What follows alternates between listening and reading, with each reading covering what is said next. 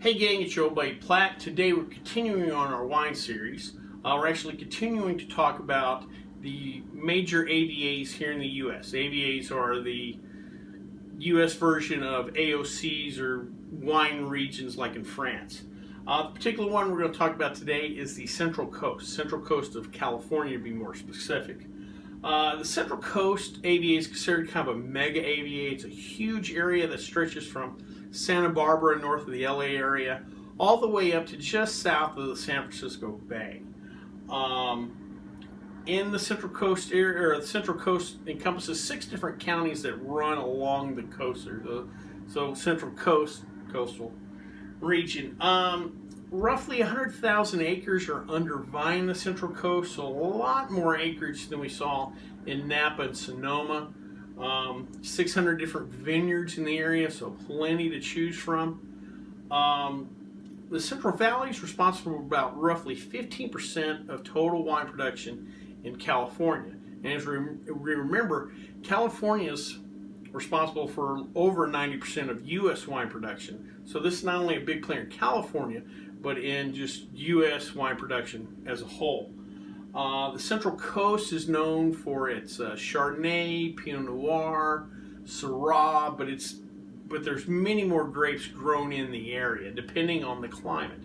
And that's what makes the Central Coast a little unique is the climate. It's kind of divided into 2, cool climate areas and warm climate areas. And let me explain why that is. Along the coast in certain spots are some deep waters that bring in cold water, and they produce a fog. And depending on how the mountains and valleys are laid out, sometimes those valleys lay perpendicular to that cold ocean water, and it creates a fog that gets sucked into those valleys. And those valleys that get that fog really conducive to producing cool climate grapes, your Pinot Noirs and Chardonnays, and they do that in areas like Santa Cruz and Monterey. In areas where it's a little further inland or ridges or wherever block that fog, you have a warmer climate that's more conducive to those warmer grapes like your Syrah and Zinfandels. So depending where on the Central Coast you lay, if you get that fog or not, it's dependent on what kind of grape you grow.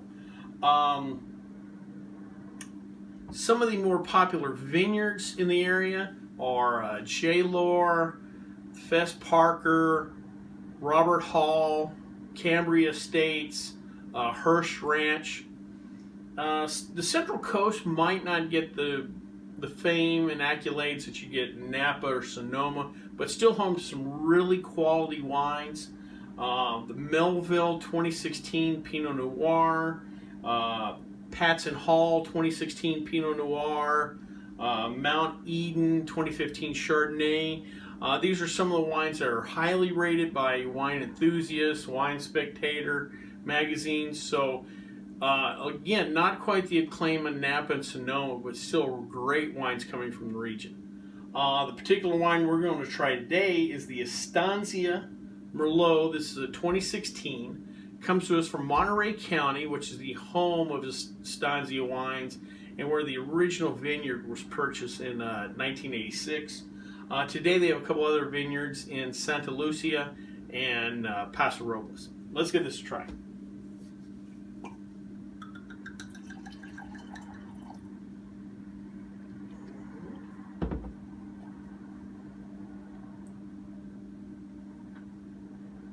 I'm going to get a little dark fruit on the nose. Let's give it a try.